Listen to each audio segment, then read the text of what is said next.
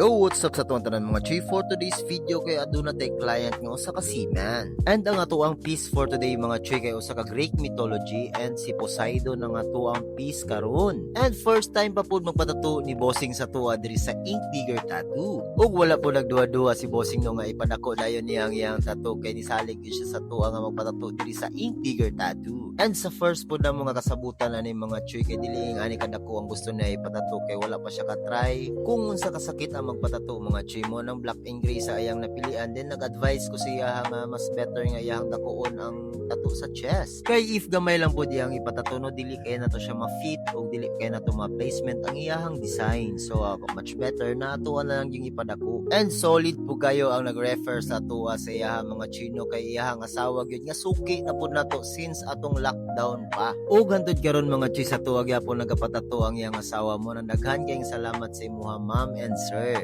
And busy po kayo ang ato ang paring Butch no kay nagtato na po siya og full sleeve unya gikan pag yun sa Hawaii ang iyang client. Ug bagtik po kayo ang client ni Butch no kay 2 days lang yun niya gikapa ang usa ka Polynesian tattoo nga detailed kaayo. And sa piece po na to karon mga Chuy kay grabe po ka detail kay gagmay kay og details ang design ni Poseidon. And nagabot-abot na po ang mga client no so fully booked na po mi karong adlaw mga Chuy. And sa kaning piece po mga Chuy kay gamitan na nako siya ga advanced black and gray. And makita ninyo sa kuang piece mga Chuy nga ginatrabaho kay light lang siya kay moabot mo sa time nga pag-heal na ang OPEC black and gray mga Chuy kay mo dark yun na siya. And dili siya pareha sa water wash mga Chuy nga mag-light siya pag-heal mo nang sa pagtato pa lang daan imuha na siyang i-dark. Mao nang opposite jud kayo ang OPEC black and gray ug ang water wash black and gray mga Chuy. And ang mixture po na to karon mga Chuy no kay 50% nga distilled water and 50% pod nga white. Ug tulo pod ka klase nga gray ato ang i-mix ani mga Chuy no sa ka dark, medium and light gray.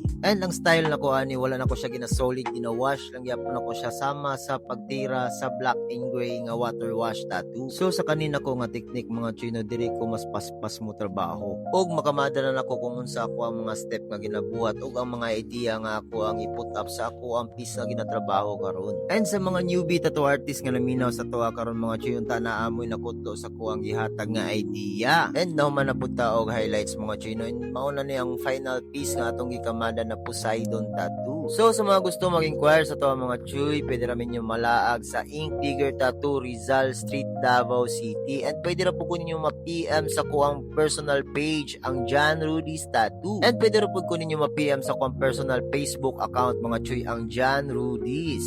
And see you na po sa next video mga Chuy. Daghang kayong salamat.